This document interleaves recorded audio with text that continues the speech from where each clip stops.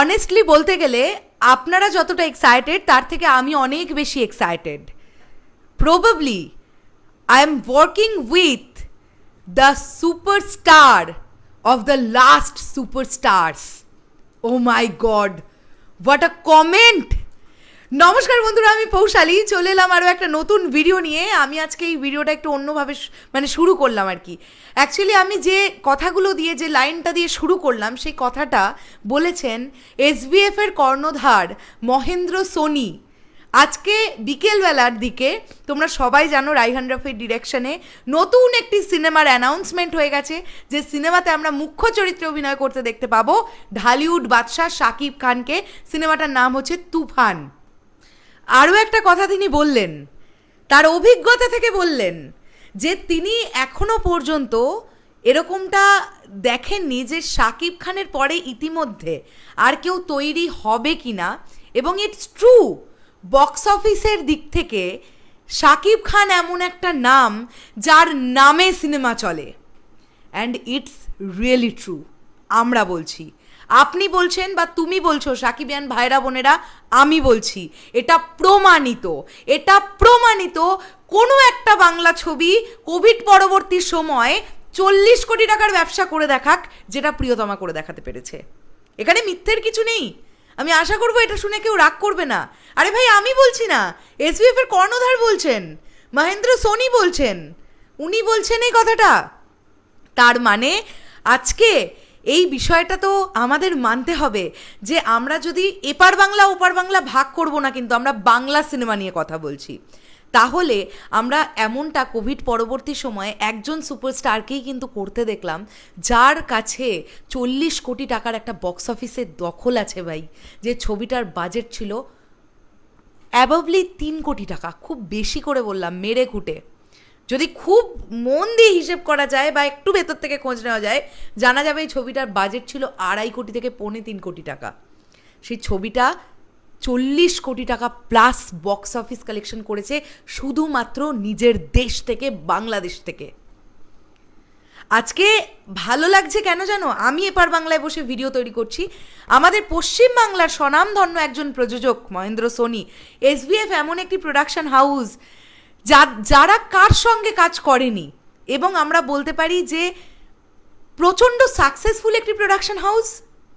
আজকে যখন সেই প্রোডাকশন হাউসের কর্ণধার, অন্যতম একজন কর্ণধার, তিনি গিয়ে এই কথাটা ইন্টারভিউতে বলছেন যে superstar of the last superstars উনি দেখেছেন, এটা শুনতে কোথাও না কোথাও গিয়ে সাকিবিয়ানদের মনে চূড়ান্ত একটা গর্ব ক্রিয়েট করছে। এবং এই পুরো বিষয়টা, এই যে লাইনটা যখন মহেন্দ্র সোনি বললেন, তোমরা খুব লক্ষ্য করে দেখবে সাকিব ভাইয়ার মুখটা। তিনি তো অ্যাকচুয়ালি নিজেকে নিয়ে গর্ব করতে পারেন না, কিন্তু তিনি নিজেও জানেন যে তার ওপরে যে মানুষগুলোর ভালোবাসা আছে, সেই ভালোবাসাটা ততদিন থাকবে যতদিন উনি ইন্ডাস্ট্রিতে থাকবেন। এবং রাইহান রাফির সঙ্গে এই কাজটা নিয়ে আমরা খুব খুব খুব এক্সাইটেড। একটা সিনেমা কিন্তু সবসময় বড় বাজেট হলেই সেই সিনেমা খুব ভালো হবে এমনটা কিন্তু নয়। অনেক সময় আমরা এরকমও কিন্তু দেখেছি যে সিনেমার বাজেট হয়তো অনেক বেশি নয়, কিন্তু সেই সিনেমাটা প্রচণ্ড ভালো চলেছে বিকজ অফ কন্টেন্ট, সেটার মেকিং, সেটার প্রমোশন, সেটার কাস্টিং, সেটার ব্যাকগ্রাউন্ড মিউজিক, সব দিয়ে একটা সিনেমা কিন্তু দাঁড়ায়। তার ডিরেকশন অবশ্যই। তো এই সিনেমাটার বাজেট কত জানি না, বাট আমি এটুকু বলতে পারি এটা খুব কম বাজেটের ফিল্ম নয়, ঠিক আছে? এবং আজকে মহেন্দ্র সোনি যখন এই কথাটা বাংলাদেশে দাঁড়িয়ে বলছেন, এটা অস্বীকার করার তো কোনো জায়গাই নেই। সত্যি আমাদের বাংলার শেষ সুপারস্টার বোধহয় শাকিব খান, যার দখলে 40 কোটি টাকার বক্স অফিস কালেকশন আছে কোভিড পরবর্তী সময়ের।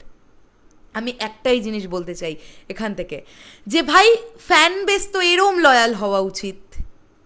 কত বাঙালি থাকে বাংলাদেশে, কতজন জনঘনত্ব, আমাদের পশ্চিমবাংলায় তার থেকে অনেক বেশি। কিন্তু তোমরা লক্ষ্য করে দেখো সেই লয়ালিটিটার কোথাও গিয়ে অভাব। এটা খুব দুঃখের সঙ্গে বলছি, কারণ আমার ইন্ডাস্ট্রি টলিউড ইন্ডাস্ট্রি, আমার এটা বলতে খারাপ লাগছে, বাট ইটস ট্রু। আমি at the same time Shakib ভাইয়ের জন্য প্রচণ্ড খুশি যে তিনি অ্যাটলিস্ট আমাদের বাংলা সিনেমায় এরম একজন সুপারস্টার যার ওপরে যাকে মানে যার ছবি চোখ বন্ধ করে ভরসা করা যায়, প্রযোজকেরা লগ্নি করতে পারবেনই, তারা টাকা লাগালে সেই টাকা রিটার্ন আসবেই। এই শিওরিটিটা আজকের দিনে দাঁড়িয়ে এই সময় 2023 সালে শাকিব খান ছাড়া আর কেউ দিতে পারবে না, অ্যান্ড এটা সত্যি কথা।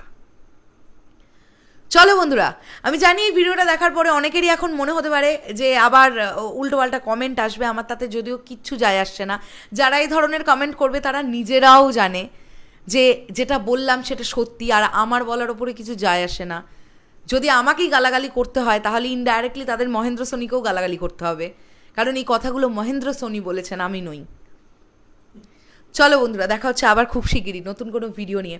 সাকিবিয়ানরা এরকমই লয়াল থাকো, তোমাদের ভালোবাসা সত্যি শাকিব খানের মানে একটা চূড়ান্ত আশীর্বাদ তার জীবনের, এবং অনেক পুণ্যের ফল এটা, আমি এটা মনে করি। অ্যাটলিস্ট সবাই পায় না এই সাকসেস, সবার কপালে থাকে না এই ভাগ্য যেটা সাকিব ভাই আর আছে, এত কোটি কোটি মানুষের ভালোবাসা। তোমাদের কি বক্তব্য এন্টায়ার বিষয়টাকে নিয়ে অবশ্যই কমেন্ট করে জানিও। আসছি আবার খুব শিগগিরই নতুন কোনো ভিডিও নিয়ে, তাহলে এখনের জন্যে টাটা।